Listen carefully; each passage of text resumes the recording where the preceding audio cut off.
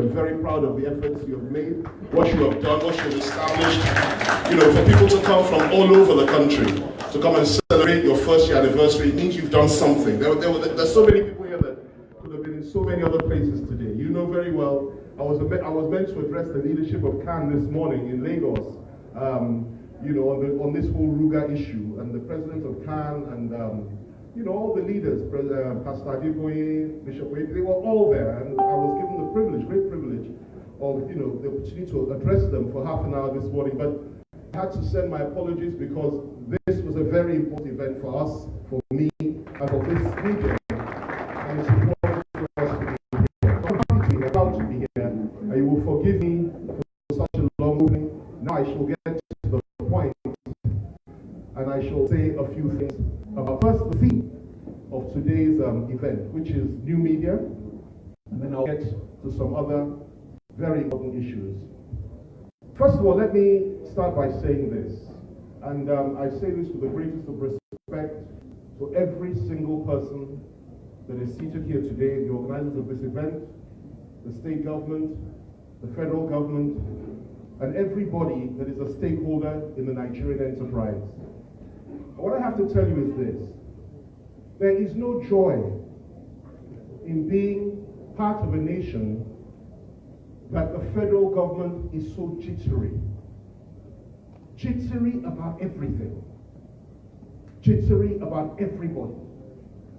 Jittery about what A will say, what B will do. When you are jittery, and I was in the government many years ago. I worked in the Villa 2003, many years ago. When you're in the government and you begin to get so jittery about who goes where, who does what, who says what, it's a sign of weakness. And I remember when we were in government and so many people were saying so many things against President Obasanjo. And I for one said to him, listen, you are so liberal. And he said, son, let me tell you something. My strength lies in being liberal and accommodating. The minute I begin to suppress, clamp down, lock people up for what they have said, or what I believe they might say, then I'm finished as a leader. We are an umbrella that must accommodate all sorts of opinion, dissenting voices, everything. And that is how government is meant to be. A situation where I arrive in Anambra and I come to this august event, and one of the security agents, I won't mention which one, approaches me and says to me that my lawyer cannot be here with me, that is Barrister Fani for whatever reason, I won't go into their reasons, and that if he's here with me, there might be one or two issues, and of course, nobody wants to create problems for this event or for the organizers of this event. And I said to him, well, look, I'm in a dilemma. I would want to proceed with your permission because I just love this young man. I love him from the bottom of my heart. And I love the chairman, and I love the chairman of this occasion, and also I love the chairman of Innocent Motors. And he said to me, please go ahead, I will stay behind, and you go and say what you have to say. But I promised myself that this I will mention before I go into the main theme of what I'm saying. This is a free society, and nobody is threatening anybody by words. We wish to speak truth, and if the truth is upsetting or shakes foundations, it's because God has led us to speak those truths. And this is not something that we should accommodate or tolerate in a civilized, free democracy. This is a son of Anambra himself, and I, for one, feel very bad about that. But what balances it for me is the fact that you are all here, and we are all here together. And nobody can suppress anybody's voice. And I commend you for asking me to come, because I don't come to events lightly, and when I do, I speak truth. Because that is the sword that we have, truth about events and what's going on around us. The first truth that I will share with you today is this: the new media is the salvation of the world today. Why I say that is this: if a government, any government, wishes to suppress information and facts, it's very easy to do. All you have to do is reach the owner of the television station, mobilize NBC, or reach the owners of the newspapers and say, look, we don't want this out. We should suppress these facts because we don't want people to know what's going on for whatever reason. And then they justify it. I've been in government before. That's how it works. Don't let the truth out. They don't have a right to know. So keep it to yourself. And when it does come out, manipulate it in a way that it's not too devastating. It happens all over the world, not just in Nigeria. It happens all over the world. But what social media and the new media has done is it empowered us as individuals to reach over the heads of government and reach the people directly through the various mediums. And that means that truth is imparted in real time, automatically. If something were to happen here today, it's all over the world within seconds. That is power. And that means the people have been empowered by this new media, which is a good thing. And it ought to keep governments on their toes. That's the whole idea. And the person that has manifested this the most, its power and its beauty, in my view, is the president of the most powerful country in the world today. That's President Donald Trump, who is somebody I have immense love, affection, and respect for. Because he speaks his mind, and in my view, he speaks truth, and he's on the right path. And he recognized the fact, that if he were to rely on CNN, BBC, Al Jazeera, New York Times, Washington Post, and so on, all the other major newspapers in America and throughout the world, to explain what he's trying to do and to tell the truth, he would fail because they never liked it. So what he did, he went over their heads and he made the Twitter handle the most powerful weapon that he has, other than the nuclear weapon. And it's worked very well. And that's what I think needs to be done if we're to transform and change this society. And ladies and gentlemen, the fact that Kayode has started so well and has made such waves in the East, it's clear to me that they will make equal at the national level, indeed internationally, and allow people to know the truth about all that's going on in our respective lives and indeed in Nigeria. And what is that truth? Now please kindly fasten your seatbelts and listen to me carefully, because I will share some of those truths with you today. I represent only myself. I do not represent any organization. I speak for myself. I stand by all that I say. I believe in peace. I believe in love. I believe in unity. And I believe that people have the right to be treated with dignity and respect, regardless of who you are, where you come from, or what you stand for. No matter what. That's what I believe in. And I will tell you that in the country that we're in today, Nigeria, our beloved country, there are some things that are inexplicable, unbelievable. And until you dot the I's and cross the T's, you'll find it difficult to believe that that's really what's going on. Because few can see the full picture. What am I referring to? What am I talking about? Let's start with the private sector. A good friend of mine recently said, he's the governor of Kayode State. We're in cabinet together, a good friend of mine, that's where we'll find. Recently said that we thank God that no matter what anybody says, that the richest man in this country comes from the north. And I'm quoting him exactly, it is not any southerner, it is a northerner, and we thank God for that. He said in the public forum, the record denied it.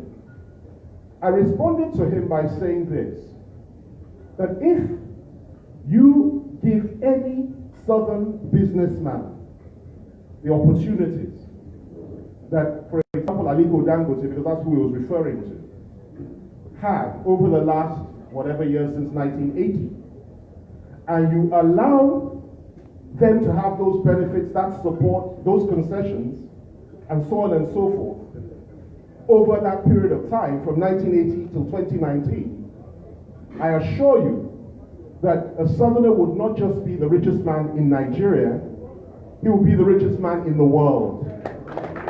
And that is the truth. You see, in Nigeria, power affects everything. And you've all done so well. There are many businessmen here. Many are struggling, many are working hard.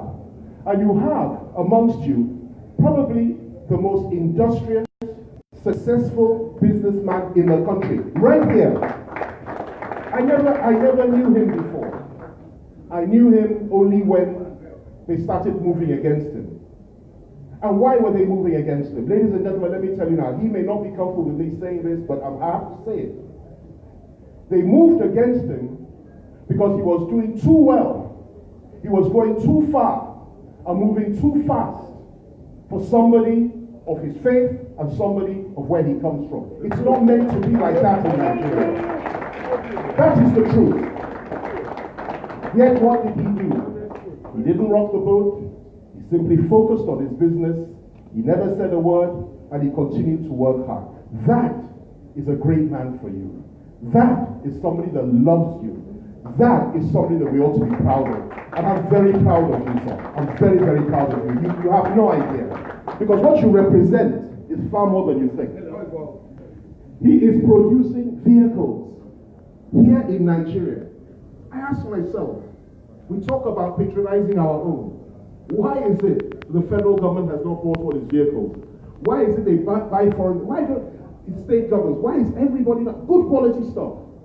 But you know what the answer is, but we don't like to say it. We don't want to talk about it. It's wrong to hold down and peg down people simply because they are who they are, where they're from, or their religious faith. It's acceptable. And that's what's going to happen. Let's not stop there. We'll give you a little bit of time today, because I've come a long way, and I want to share a few things with you. Just a little bit of time. It's not just him. Thank you very much, Chairman. There are others. Good friend of mine, Chief Cletus Beto. And you know, businessmen are very sensitive when you call their names like this, because you know they have so much at stake, especially in a country like this. They have to think of their business. They have to think of what they might lose if somebody like Fani calls their name and says the next thing they come down on them. And I do not mean that, and I pray that does not happen. But I will only speak about my own perceptions and my understanding of the situation. Cletus Beto. Again, another Igbo man. He was doing too well. You're not meant to do that well. You didn't know that? Oh, you didn't know? There's a peg, invisible, unstated. It's an understanding, and it has been there for many, many years. If you didn't know it today. This man was producing cement, not importing cement. And it got to a point that they said, and it didn't start with this government, I have to be honest with you. It started with the previous government, other governments. That if we allow him to continue to build up in this way, we're going to have a major, major problem, because he will end up being one of the richest men in the country, one of the richest men on the continent, successful, and far too strong. It will get to a point that we can't even touch it. Therefore, we must stop him. And what did they do? They threw the book at him. Tried to cripple his business. Tried to bring him down. But what did he do? He continued to work quietly. Didn't make any noise, like innocent. Didn't say anything, didn't complain. He just continued to work. And I'll tell you something that you may not know. I was in detention. I was in the cell for a total of 3 months. So one of the times I was in the Boko Haram cell. But before they took me to the Boko Haram unit, I was in a cell in Lagos with Chief Cletus Beto. And what happened was this. He had done nothing wrong. Absolutely nothing. But a rival of his in the cement business, I won't mention his name, had told them that they should mess him up. Because he was good. I think he had just commissioned some plant somewhere or something, but they should mess him up. So they brought him in. They put him in there, and they put this man through hell. And I witnessed it. They put him through hell. They made him sleep on the floor. They called him names. They insulted young boys, 21-year-old, from the same part of the country. I won't say where. But you all know where. And I witnessed this. And yet this man was diligent, courteous, and patient. And he kept saying to me, my focus is on God and to prove that I've done nothing wrong. And he presented all his papers, his documents to them. And after a few weeks and months, they gave him a clean bill of health, and he went back to his business. But the point is this. Why is it that simply because he comes from the wrong part of the country, he should be subjected to this type of treatment? Answer is simple. He was moving too fast, he was too powerful, he was doing too well. And these people are not meant to do that well. Let's keep them at the trainer level. Let's keep them at a point that they're buying and selling goods, making money, enjoying themselves, and believing that they're able to get to the top. That's good enough. Anything more than that becomes an issue of national security. That is the reality of this country today, and we need to live with it. I'll give you one more example, then I'll move on.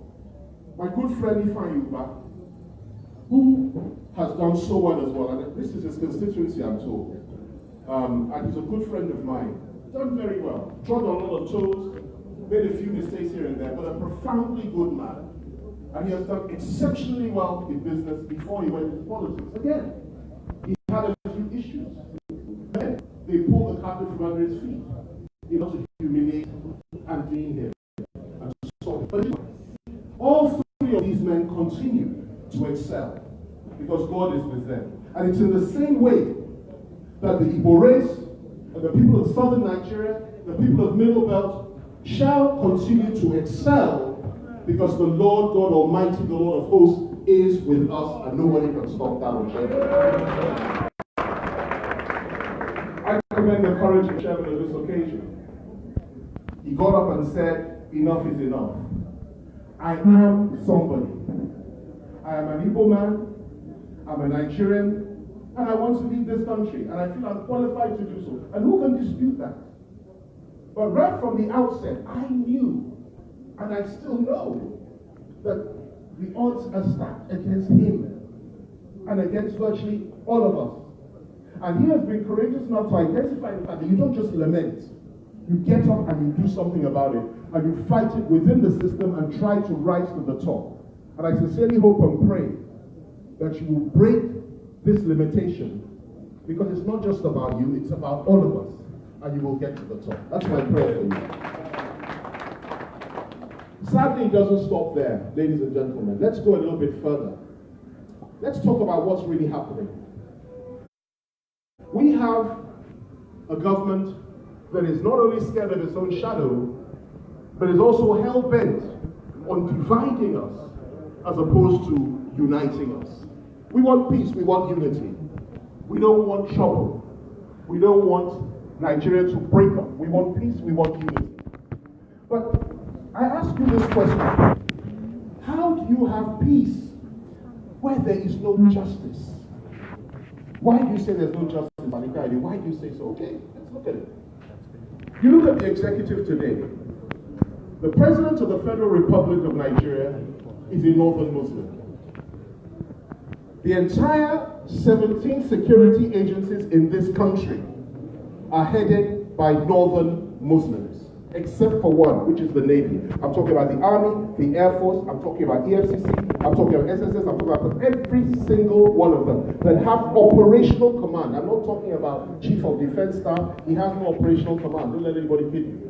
Those that control the troops, that control the ground forces in all these agencies are Northern Muslims. That's number one. Number two, you go to NNPC.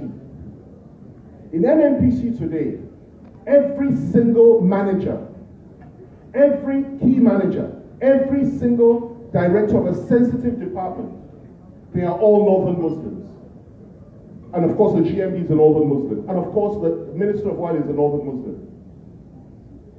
That is the reality. You go to the presidency today, the villa. I worked there for 3 years under Obasanjo. There's always a constant policy of balancing the equation, ensuring that everybody is represented, because this is a country of 200 million people, multicultural, multi-religious, a multi-tribal country, and therefore you have to cater for everyone. You go to the villa today, very different. Almost 90% of people, key people in the villa today that make the decisions are Northern Muslims. It doesn't stop there. Let's look at the issue of the recent appointments in government. So some people here are feeling a bit uncomfortable. I won't stop. I won't stop because, you see, we have a duty before God to speak truth. And I have not come here to incite or to divide. I've come here to share the truth with you and let you make your own decisions and your own choices about whether it's right or wrong. I'm simply a vessel in the hands of God. If you have a problem with what I'm saying, please put it up in prayer and petition the Lord. But I won't stop. I won't stop, no matter what you say. Now, we look at the issue of what's going on in the executive. Let me give you one more before I move elsewhere. Look at the recent appointments in government. That is the ministerial appointments. Many of you do not know that a minister, and I've been minister twice, is exceptionally powerful. A minister, if he has the support of the president, can destroy your life, can destroy your business. It's a position of immense power, especially if you have investments in this country. One word, one phone call from the minister, and it's a big problem for you. Only God can deliver you. And I saw it when we were in government. And I know how most businessmen behave around ministers. It's a very strange and interesting thing. Because they have to be so careful, they have to literally bow before them, they have to literally treat them like demigods because they know that at the end of the day, this guy has destroyed me completely, so let me just be on his right side. What do we have today? The recent appointments. Look at it. Out of all the ministers appointed, 10 substantive ministerial posts, substantive, I'm not talking about ministers of state, 10 went to the Northwest. That is the area of the House of Fulani. 10 of them. 5, that's half, went to the Southwest where I come from. Half. There are 4 other zones, South, South, Southeast, North Central, and Northeast. They got 3 each. What does this mean? It means that the Northwest got 3 times, over 3 times more substantive ministerial posts than all the other zones together except for the Southwest. And then it also means they got twice the number of the Southwest. This has never happened before in our history. When OBJ was president, when Jonathan was president, when Yar'Adua was president, when Shagari was president, all of them, they always balanced it to make us feel, even if in reality we know what the reality is, but at least make them feel as if they are equal to us. But no, today it's very different. It's done, and it's done with impunity, with no apology, and it's done with an attitude of, if you want to complain, I dare you to complain. And sadly, most of our leaders have accepted it and don't even talk about it anymore. It's almost as if we're to talk about it. Let's leave the executive. Let's go to the legislature. Let's go to the judiciary. Today, apart from having a president of the executive that is a northern Muslim, we have a chief judge of the federation, another northern Muslim. We have the president of the Court of Appeal, another northern Muslim. You have the president or leader of the Federal High Court. Up until 1 month ago, it was yet another northern Muslim. Now, there's a northern Christian there. And he's the only Christian in the whole hierarchy, and I'll prove that to you now. So we leave the judiciary. That is also in their hands. In a multicultural, multi-religious, multi-ethnic nation of 200 million people. Let's go to the next leg of the democracy. You know, democracy, as the speaker will tell you, the executive, judiciary, and the legislature. Let's go to the legislature, which you heard so admirably well here in Anambra State. The federal legislature is very simple and very clear what's going on there. You have, as president of the Senate, a northern Muslim. You have, as Speaker of the Federal House, another Muslim, but he's a Yoruba Muslim. Now let me tell you what they've done there. His deputy is a northern Muslim. And all the 4 principal officers of the Federal House are also northern Muslims. So even though he's from Yoruba land, and even though he's a Muslim, he's still, they've set their own around him just in case. That is the situation that we're in. That is where we are. That is the truth that they don't want you to hear. They don't want you to piece together. And I ask myself, ladies and gentlemen, what is the crime? What is our crime? What is my crime? That I, as a believer, as a Christian, first and foremost, then as a Southerner, second, then as a Yoruba, third, in that order, what is my crime? that my nation that I love so much, that my family has served for 3-4 generations of Kayode in this country, have excelled and done so well. And yet, at this point in time, this is what we're facing. Let's move on. If it had been just that, we could have managed it and said, okay, time will change things, our time will come, which so many people do say. And we continue to behave and not rock the boat, which is good, because nobody wants that. If it's not there, we could have managed. But let's go further now. Today we have the first most powerful terrorist organization in this country, Boko Haram, is killing our people in the northeast. Then we have the 4th most deadly terrorist organization in the world in this country today, killing people all over the country. And yet our government has refused to label that second organization as terrorists. And I'll tell you something, which again may shock you. Recently in America, there was a terrible killing, mass murder in Texas, El Paso, Texas, and also in Ohio, Dayton, Ohio. And the mayor of Dayton got up and said, this is the 250th mass shooting in the country since January, in 1 year. And I was shocked. Everybody was shocked. 250 in 1 year. But then you look at the Nigerian situation, and we did the research, and we discovered that in Nigeria, since January, there have been at least 3,400 shootings by the Fulani herdsmen in this country. That's the situation that we're in this country today. Killing everybody, butchering clerics, butchering women and children, wiping out whole communities, slaughtering people. Go to the southwest today, the forests are filled with them. And I'm glad that the governors of the southeast are doing something about it, because I heard that my friend Governor Nnewi has just commissioned some forest guards and so on and so forth, and legislation is being put in place, and they're doing their very best to stop this thing, and I'm glad to hear that. But the truth of the matter, the fact of the matter, it's a real problem. And it's something that everybody is shying away from. And on top of it all, they will now tell you that, well, apart from the fact that we will not declare them terrorists, we will also tell you something else. It is better for you to give them your land than for you to lose your life. And this was spoken by the president's spokesman, give your land. And that is what happened. That is what is happening in so many places. We move on from there. We keep going. So many anomalies, so much injustice, so much wickedness in the land. So much. How much more can we take? There are some that believe that they've had enough and that something needs to be done. They no longer believe in this country. And it's not just in the southwest, the southeast, it's also in the southwest. The forces of nationalism are rising silently. Why? Because people like myself and yourselves are not capable of creating a just environment for our people, the younger people, to rise up and say they have a stake in this country. And that's our failing. You cannot blame them for saying they want to self-determine simply because they're not being treated justly. And you look at the history, ladies and gentlemen, they don't teach history in school for a reason. Look at the history. Consider your plight and our collective plight. Consider it. And let them not forget who and what you are.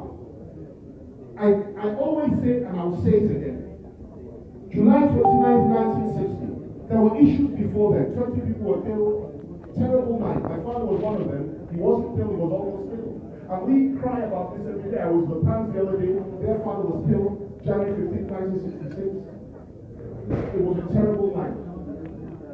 But we moved from there. 6 months later, you killed 300 people, officers in one night.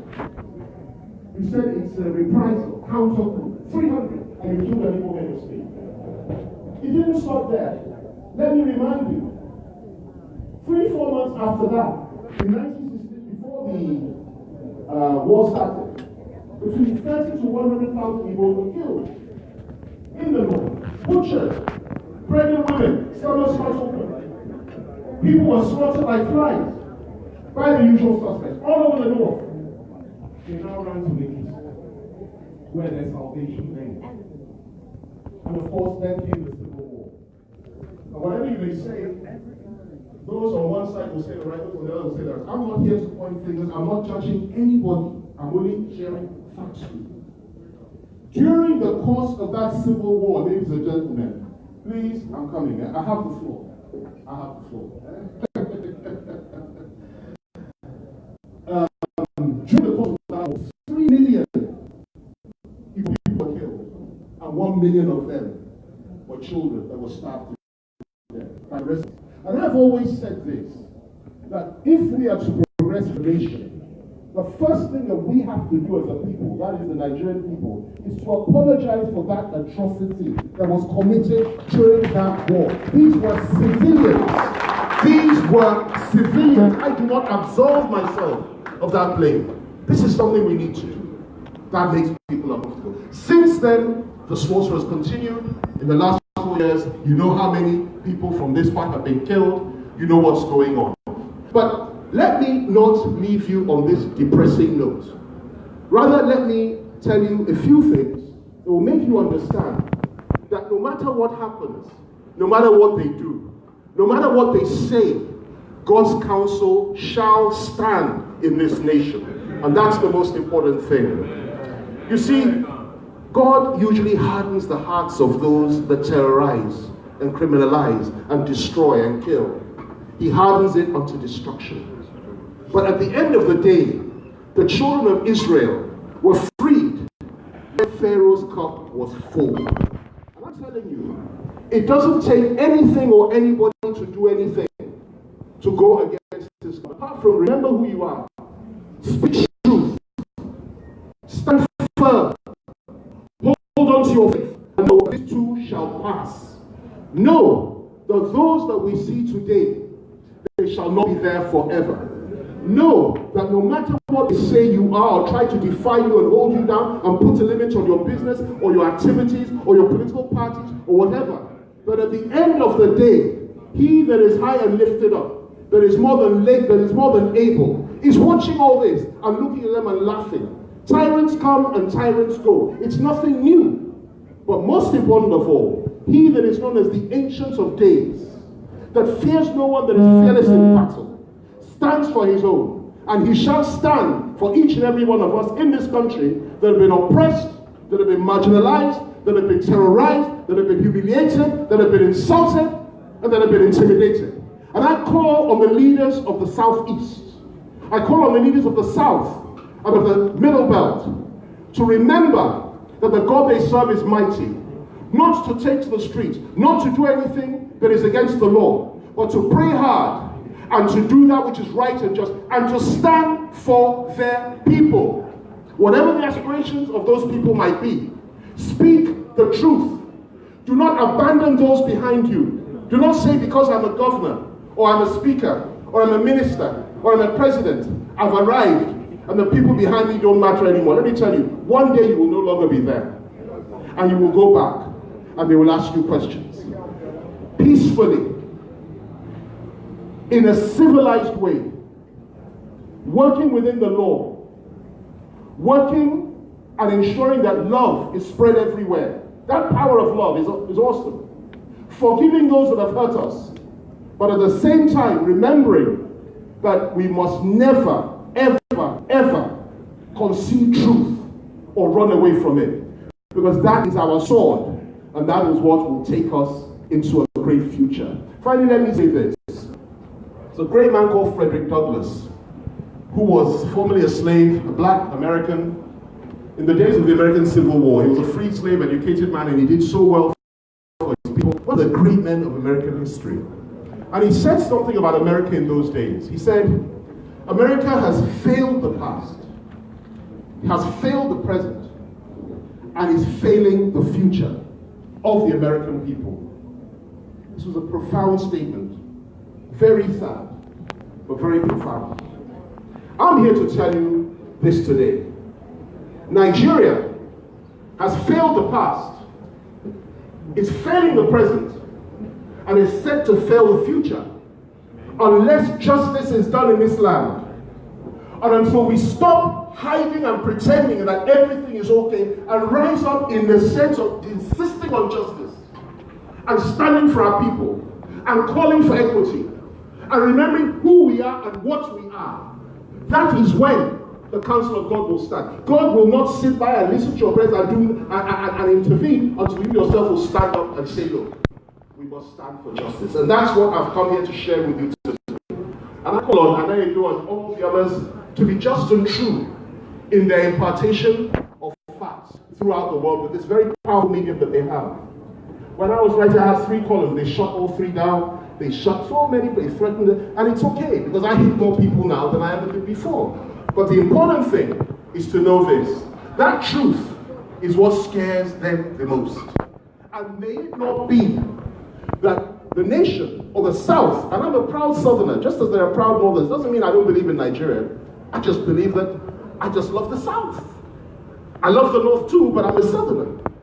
Now, I believe strongly that we must never allow the South to experience what the Middle Belt have experienced for the last 100 years. Because their story, I won't share with you here today. It is a very, very sad one. And it's only now that they're rising up to break those chains. So I call on you, the proud people, the proud Igbo nation. I call on you, sons and daughters of Nigeria, not to give up hope. Not to feel that I've come here to depress you with things that won't make you sleep at night. But to remember this. Like I said earlier, our God is alive.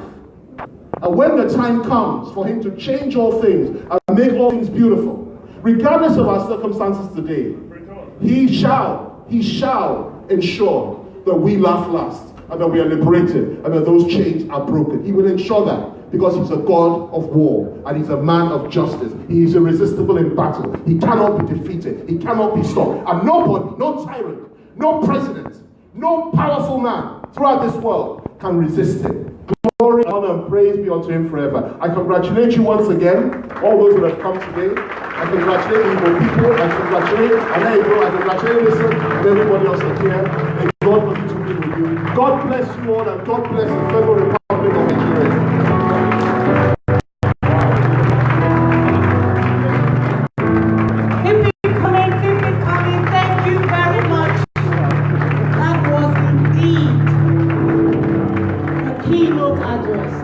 Very much, sir. Thank you so much. When the righteous prospers, the city rejoices. That's all I have to say concerning this address. Oh my God. Yes. Okay. Okay. We'll settle down, please. Thank you very much, sir. That was a very wonderful one. Thank you very much.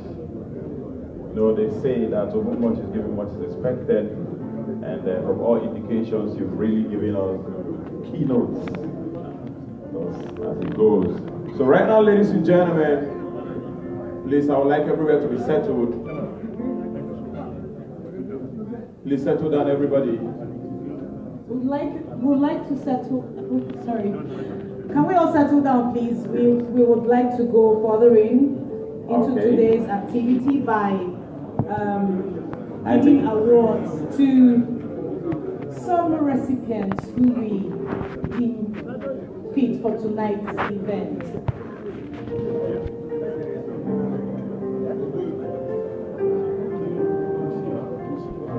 Okay. All right. So the first recipient for tonight's